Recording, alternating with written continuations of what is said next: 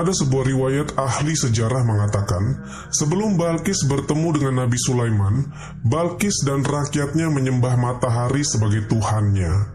Maka setelah Balkis bertemu Nabi Sulaiman, dia mengikuti syariat Nabi Sulaiman dan beriman kepada Allah Subhanahu wa Ta'ala.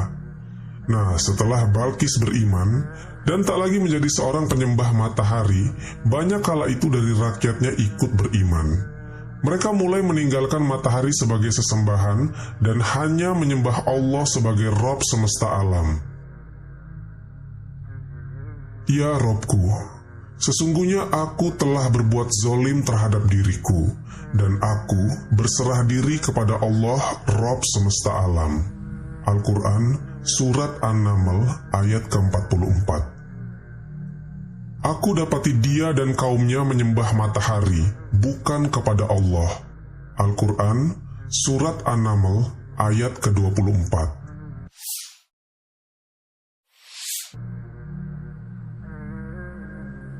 Teman-temanku seiman, setelah orang-orang negeri Saba telah beriman kepada Allah Subhanahu wa Ta'ala, kemudian Allah memberikan berbagai macam kenikmatan dan rezeki yang luar biasa kepada negeri itu. Setidaknya ada 4 rezeki besar yang Allah limpahkan ke negeri Saba ini.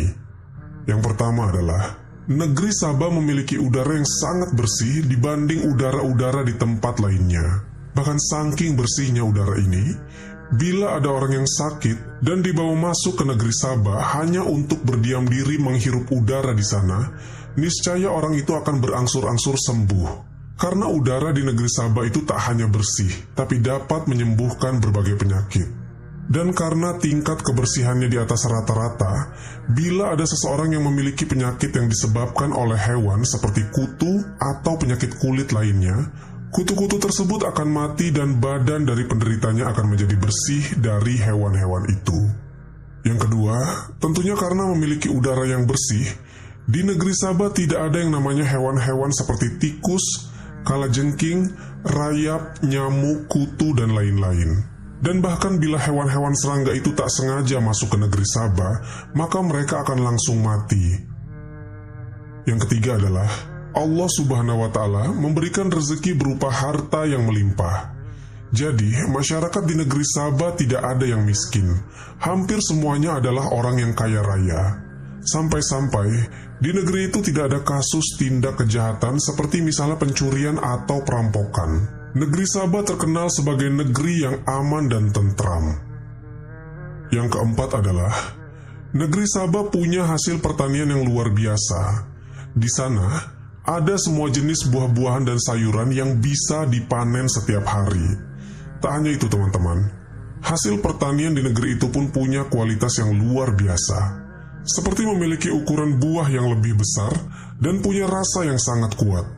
Misalnya kita menanam semangka di sana, maka ukurannya akan lebih besar jika dibandingkan kita menanamnya di wilayah lain. Nah, karena punya hasil pertanian yang melimpah, buah-buahan dan sayur-sayuran itu banyak dibeli oleh pedagang-pedagang yang biasa ke daerah itu. Jadi di sana tak ada buah musiman. Pokoknya semua buah di Saba selalu ada, tak mengenal musim. Ibnu Qatadah meriwayatkan, jika ada seseorang masuk ke dalam kebun dengan membawa sebuah keranjang yang diletakkan di kepalanya, ketika orang itu keluar, maka keranjang tadi akan dipenuhi buah-buahan tanpa dia harus memetik buah tersebut. Artinya, buah-buahan dari pohon itu saling berjatuhan terus-menerus hingga orang tidak perlu capek-capek memanjat pohonnya. Teman-temanku seiman, di dalam Al-Quran Allah Subhanahu wa Ta'ala berfirman, sesungguhnya bagi kaum Saba ada tanda kekuasaan Allah di antara kediaman mereka, yaitu 2 buah kebun di sebelah kanan dan di sebelah kiri. Al-Quran, Surat Saba, ayat ke-15. 2 kebun yang diceritakan di dalam Al-Quran itu memiliki ukuran yang sangat luas dan terletak di hamparan lembah antara 2 gunung di daerah yang bernama Ma'rib. Nah, tanahnya di daerah itu sangat subur dan bisa menghasilkan buah-buahan dengan cepat. Dalam riwayat Al-Qushairi disebutkan, penyebutan 2 kebun di Al-Quran bukan berarti kalau jumlah kebunnya itu hanya 2 saja. Akan tetapi, yang dimaksud dengan 2 kebun adalah Kebun-kebun yang berada di sebelah kiri dan kanan lembah tersebut, dan kebun-kebunnya sangat banyak, serta memiliki buah dan sayuran yang jenisnya beragam.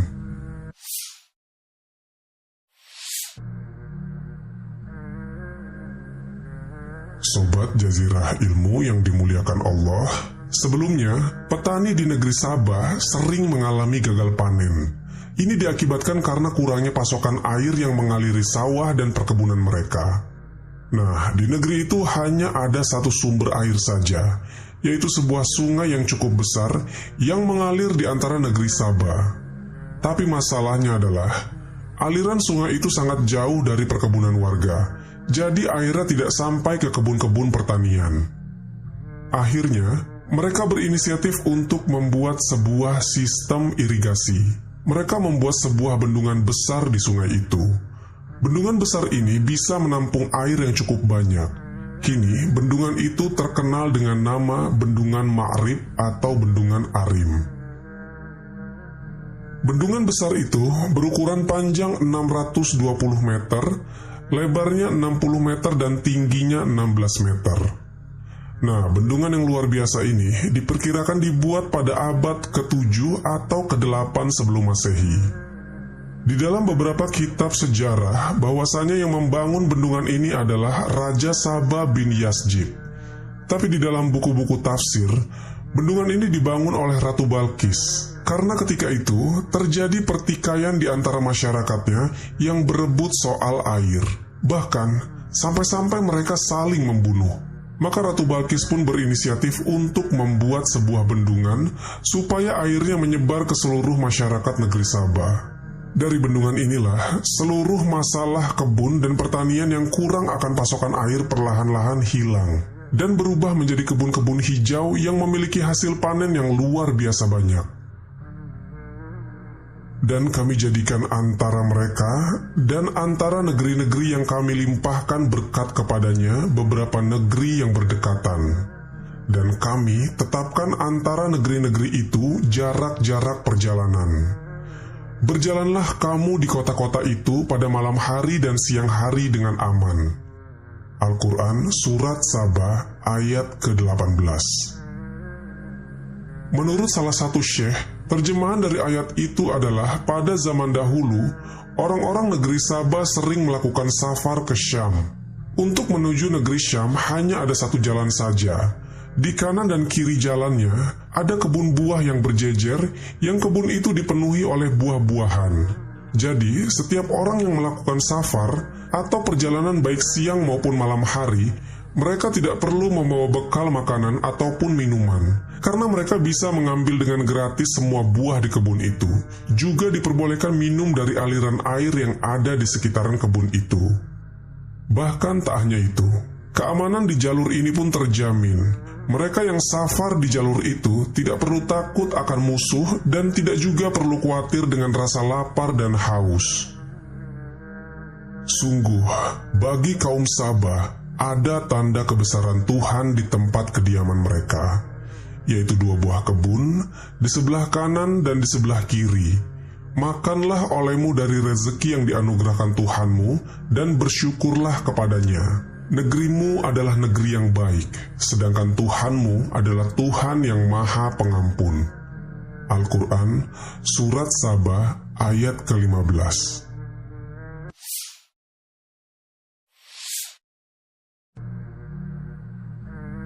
Sobat Jazirah Ilmu yang dimuliakan Allah, sebelum Ratu Balkis bertauhid atau menyembah hanya kepada satu Tuhan, kaum Sabah dulunya menyembah matahari dan bintang. Maka setelah Ratu Balkis mengikuti risalah Nabi Sulaiman, seluruh kaum Ratu Balkis pun mengikutinya.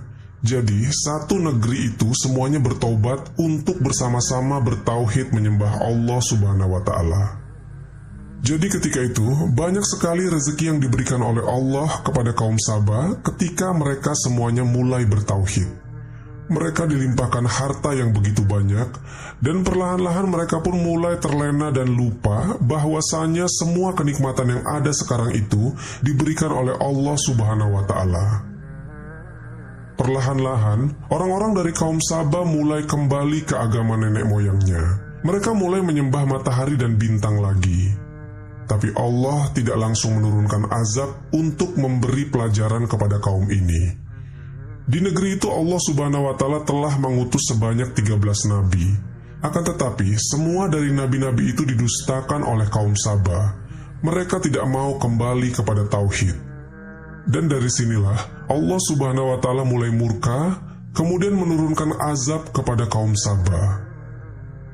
Tetapi mereka berpaling. Maka kami datangkan kepada mereka banjir Al-Arim. Al-Quran, Surat Saba, ayat ke-16.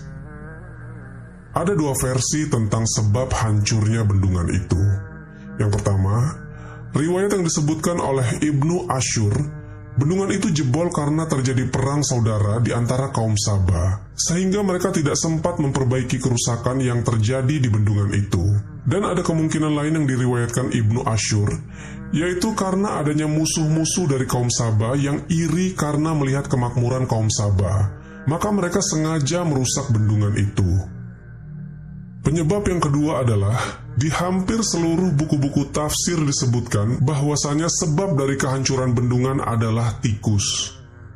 Tikus ini punya ukuran tubuh lebih besar daripada tikus kebanyakan. Diriwayatkan, tikus ini memiliki ukuran tubuh hampir sebesar kucing. Allah Subhanahu wa Ta'ala utus tikus-tikus ini untuk menggerogoti bendungan itu sampai berlubang. Karena bendungan pada zaman dahulu bukanlah terbuat dari semen seperti sekarang ini, melainkan bendungan itu dibuat dari bahan kayu. Makanya dengan mudah tikus-tikus itu menggerogoti sampai bendungan itu berlubang. Tapi yang jelas adalah Allah Subhanahu wa Ta'ala lah yang menghancurkan bendungan itu, sebagaimana disebutkan dalam ayat Al-Quran tadi. Teman-temanku seiman, kehancuran bendungan itu diperkirakan terjadi sekitar tahun 542 Masehi.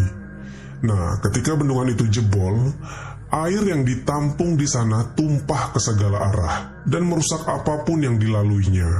Akhirnya, seluruh negeri Sabah porak-poranda akibat jebolnya bendungan Ma'rib. Termasuk juga kebun-kebun mereka pun ikut hancur atas kejadian itu.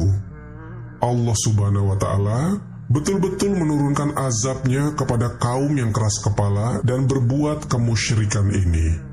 Harta yang selama ini mereka bangga-banggakan, semuanya hilang diterjang air banjir dari bendungan. Tak ada lagi raut wajah kesombongan masyarakat negeri Sabah. Akhirnya mereka pun menyadari kesalahan mereka karena tidak bersyukur akan nikmat yang diberikan Allah Subhanahu wa Ta'ala.